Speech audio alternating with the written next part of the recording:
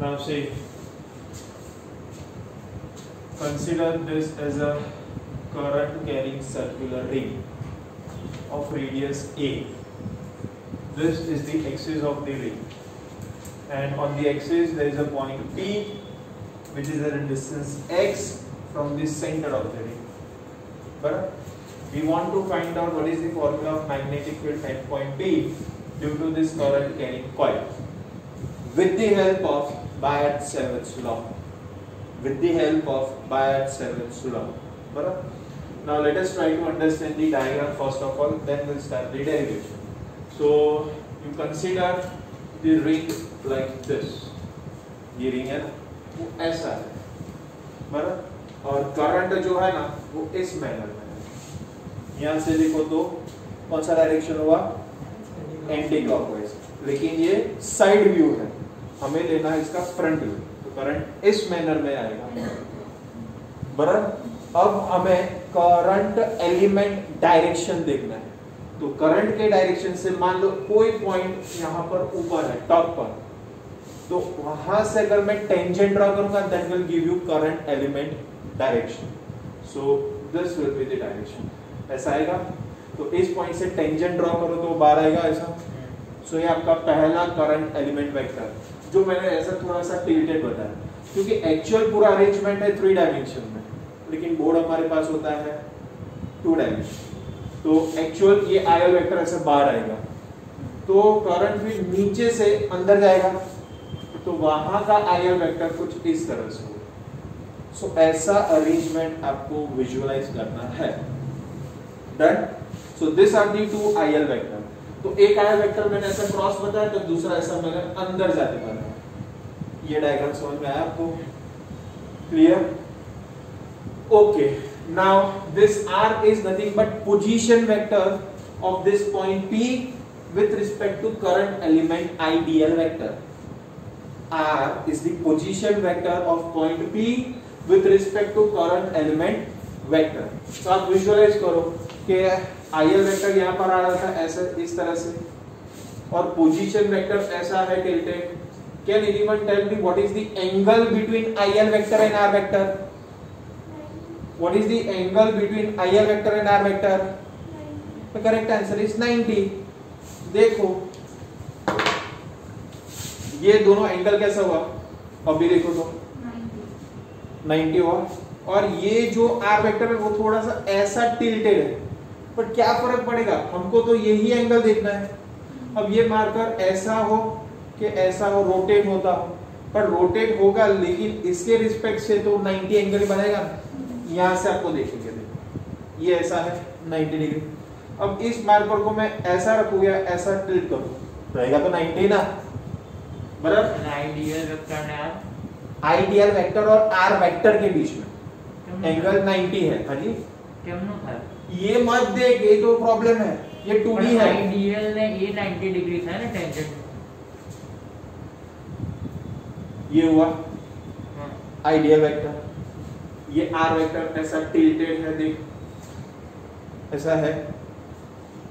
ये ideal vector ऐसा बाहर आ रहा है, बाहर, तो बाहर आया, और आर वेक्टर तेरा ये पोजीशन में था, देख ऐसा, बराबर। तो अब तुझे ये एंगल देखना है, देख 90 डिग्री होगा, समझा? ये तो है ही, आइडियल वेक्टर और ए वेक्टर तो 90 है, लेकिन बायट-सावर्ट्स लॉ में ए नहीं आता, आर वेक्टर और आइडियल वेक्टर आता है, इसलिए पहले हमें ये सोचना होता है। डन? इतना कि सबको clear? Yo, thank you. So next, फिर ये सब कुछ समझते हैं, ये पोर्शन एज पर बायट-सावर्ट्स लॉ याद है किसी को? बोलो। Loop integration B is equal to B vector dot dl vector is equal to mu into summation है। Fantastic, absolutely wrong answer, because वो तो एम्पियर सर्किट लॉ था। हमें चाहिए बायट-सावर्ट्स लॉ, तो that is given as dB vector equals to, फिर से गप्पा मारा, mu 0.4 pi into I dl vector cross R cap upon R square. नजदीक बहुत नजदीक, एकदम ऐसा नजदीक में ही है, यहाँ से ऐसे जाएगा एकदम नजदीक। हाँ आर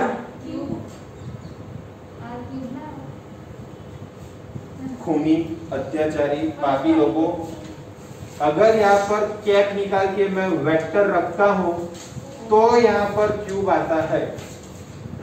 आपको बताया था कि Biot Savart's law also known as inverse square law but in its cap form.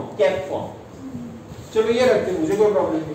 Now you take out the magnitude, तो can you say dB is μ0 by 4 pi into IDL r sin theta upon r cube, yes or no? अब fruit Ninja खेलो, fruit Ninja, ये एक r और नीचे square रहेगा। But what is theta? What is theta? Theta is the angle between this two vectors. वो तो मैंने आपको अभी बताया ना, आइडियल वेक्टर और आर के बीच में एंगल कितना? 90। So what is dB? dB is μ0 upon 4 pi into IDL sin 90 degree upon r square। but sin 90 कितना? sin 90 तो 1 होता है। तो dB is equals to μ0 upon 4 pi into IDL upon r square। give this as equation number 1। but क्या ये total magnetic field है? ये तो उस रिंग के छोटे छोटे सिर्फ दो एलिमेंट से मैग्नेटिक फील्ड, दो भी नहीं, एक ही छोटे एलिमेंट का मैग्नेटिक फील्ड। और हमें तो क्या चाहिए, इस पॉइंट पी पर पूरे रिंग से मैग्नेटिक फील्ड चाहिए, पूरे रिंग से। तो क्या करना पड़ेगा अभी हमें? So total magnetic field, total magnetic field. But अब ये वेक्टर क्वांटिटी, तो उसका डायरेक्शन आपको पता होना चाहिए। तो डायरेक्शन कैसा मिलेगा, तो वो हम फाइंड करते हैं। देखो ये रिंग, ये आइडियल वेक्टर और ये आर वेक्टर या r cap. So to find out the direction of magnetic field by taking the right hand thumb rule, rotate first vector in the direction of second, rotate first vector in the direction of second. तो ideal vector को r cap की direction में rotate करो, ideal vector को r vector की direction में rotate करो, यानी ये ब्लू मार्कर को ब्लैक मार्कर की डायरेक्शन में रोटेट करो। तो चेक करो, ये पॉइंट ऑफ व्यू से देखो, ब्लू को ब्लैक के डायरेक्शन में रोटेट करना है तो क्लॉकवाइज जाना पड़ेगा कि एंटी क्लॉकवाइज? एंटी क्लॉकवाइज में मेरा थंब इनवर्ड के आउटवर्ड? आउटवर्ड आएगा। बट ऐसा थोड़ी है ओरिएंटेशन, ओरिएंटेशन तो ऐसा है, बराबर। तो आपको विजुअलाइज करना है कि ये आइडियल वेक्टर बाहर और आर वेक्टर ऐसे। आपको जब रोटेट करना होगा, आपको जब रोटेट करना, तो देखो मेरा थंब ऐसा है, ऐसा थंब है, तो वो ही थंब मुझे यहाँ पॉइंट पी पे लेके आना है। तो देखो वो मैग्नेटिक फील्ड ऐसा गया, हाँ, क्योंकि ये आर वेक्टर टिल्टेड है ना भाई, ये आर वेक्टर ऐसा है। अगर आर वेक्टर ऐसा होता तो सीधा ऊपर जाता, लेकिन आर वेक्टर तो ऐसा थोड़ा टिल्टेड है। तो आइडियल वेक्टर को आर वेक्टर की डायरेक्शन में रोटेट करेंगे तो मेरा थंब भी थोड़ा टिल्टेड जाएगा, पता चला सबको। Now can I say this magnetic field is inclined by an angle theta with respect to horizontal. So याद करना है ये कौन है? एसी का फुल फॉर्म क्या है? Angle component. Very good, angle से कंपोनेंट हमेशा cos। तो ये बी वेक्टर है तो उसका एंगल से कंपोनेंट कौन? cos। cos को परपेंडिकुलर कौन? साइन। तो आपको अब ऐसा पता चल जाएगा थोड़ा सा कि ऊपर एक एलिमेंट था तो उसका मैग्नेटिक फील्ड ऐसा टिल्टेड आता था ऊपर ही, एक्सिस के ऊपर। तो वैसा ही एग्जैक्टली अगर डायमेट्रिकली अपोजिट एक दूसरा एलिमेंट लेंगे तो उससे मैग्नेटिक फील्ड अपोजिट डायरेक्शन में यहाँ पर आ जाएगा, again by an angle theta with respect to horizontal. तो इस बी वेक्टर का भी एंगल से कंपोनेंट cos और cos को परपेंडिकुलर साइन। तो डायग्राम में से क्या पता चलेगा आपको? दोनों sine component equal in magnitude and opposite in direction, तो साइन कंपोनेंट तो नलिफाई। तो रहेगा कौन? साइन तो चला गया, रहा कौन? cos component. तो यहां पर हम टोटल मैग्नेटिक फील्ड फाइंड करने से पहले क्या हम ऐसा लिख सकते हैं कि यह dB vector has two components. First dbx यानी x एक्सिस पर db का कंपोनेंट कौन है, साइन के cos x एक्सिस पर, तो दैट इज db नहीं, वो भी अग्री x एक्सिस पर cos होगा, वो तब होगा जब angle with respect to horizontal हो। अगर angle with respect to vertical लोगे तो वर्टिकल में cos आ जाएगा, बराबर। तो dbx is db cos along x axis, along x axis. दूसरा कौन सा component, dby which is db sin theta, और वो जाएगा perpendicular to x axis, perpendicular to x axis, बराबर। But can I say from figure, चलो, so can I say from figure db sin components gets nullified because both these sine components are equal in magnitude and opposite in direction. So रहेगा कौन, dbx.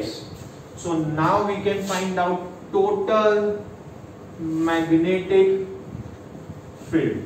Total magnetic field is B, which is integration of all such dbx. सारे x axis पर ये cos component का integration लेता है, क्योंकि ये b cos तो एक एलिमेंट है, वैसे तो कितने सारे एलिमेंट हो गए हर एक इस रिंग के ऊपर, तो हर एक एलिमेंट का cos कंपोनेंट का हमें इंटीग्रेशन लेना है। So this can be further written as integration of db cos theta. अब क्या करें बोलो, अब क्या करें थीटा के बारे में, cos थीटा बस, तो चेक करो ना, क्या इसे भी मैं थीटा कह सकता हूं, बराबर। तो इस छोटे से ट्रायंगल के बारे में हम cos थीटा सोचेंगे। So b is equals to integration db क्या है हमारे पास, थीटा है म्यू 0, हाँ जी थीटा, रुको, म्यू 0 अपॉन 4 पाई idl upon r square into ये db का फॉर्मूला आ गया इनटू cos थीटा। क्या हुआ, चलो बोलो अभी, ये थीटा का 90 माइनस थीटा होगा, ये थीटा हो जाएगा, बस ये तो होगा। हाँ देखो मैं बताता हूँ, ये अल्टरनेट एंगल हुआ z, ये z बना देगा, बराबर नहीं, ये थीटा हो रहेगा, ये थीटा है तो ये 90 माइनस थीटा होगा, तो ये थीटा हो जाएगा, ये थीटा है तो देख अल्टरनेट एंगल से ये थीटा नहीं होता था, बराबर में लिख दो, गलत इंफॉर्मेशन बता है। चलो तो अब इस छोटू सा ट्रायंगल देखो, छोटू सा triangle, what is cos theta, what is cos theta. तो ये राइट एंगल कॉर्नर बन गया आपका, राइट एंगल कॉर्नर के सामने वाला साइड होता है हाइपोटेनस, हाइपोटेनस क्या है, r है, एडजेसेंट क्या है, रेडियस है। तो what is cos theta, cos theta is adjacent upon hypotenuse, adjacent कौन, a, हाइपोटेनस कौन, r, तो what is cos theta, a by r। so what is b, b is integration of mu 0 by 4 pi into idl a upon r cube, but what is r in terms of a and x, hypotenuse। so by Pythagoras can I say here r is x square plus a square raised to 1 by 2। so therefore what is r cube, तो x square plus a square raise to 3 by 2। अब वो r को substitute कर दो और फिर check करते हैं कि कौन कौन से टर्म्स कांस्टेंट है। So b is equals to integration mu 0 by 4 pi into idl a by x square plus a square raise to 3 by 2। तो b is equals to mu 0 by 4 pi constant, I constant, A constant, x square by a square raise to 3/2 constant, तो integration हुआ किसका, DL था। यानी ये एक छोटे छोटे छोटे छोटे छोटे छोटे एलिमेंट है जो उन सबका इंटीग्रेशन करो तो इस रिंग का आपको सरकमफरेंस मिला, बराबर। तो कहने से यह इंटीग्रेशन डीएल गिव्स 2 पाई ए, क्योंकि रेडियस मैंने ए लिया है ना, विच इज सरकमफरेंस, बराबर। तो b is equals to mu 0 by 4 pi into I into A upon x square by A square raise to 3/2 into 2 pi A. कुछ कट हुआ, अरे हाँ, पाई पाई गया, 2 4 जा, ठीक है। क्या रहा, b is equals to mu 0 I A into A square by 2 into bracket x square plus A square raise to 3/2। That's it, ये हमारा आंसर आ गया। अब एक लास्ट पॉइंट, ये रिंग था, इसका एक ही टर्न हमने विजुअलाइज किया था, एक टर्न। अगर इस रिंग के n टर्न्स अगर होते तो यहाँ पर n आ जाता, कैपिटल N। हाँ, सो एक last point, for n turns, magnetic field is given as mu 0 ni a square upon 2 x square plus A square raise to 3/2। ये आपका n टर्न्स के लिए फॉर्मूला। Solve complete.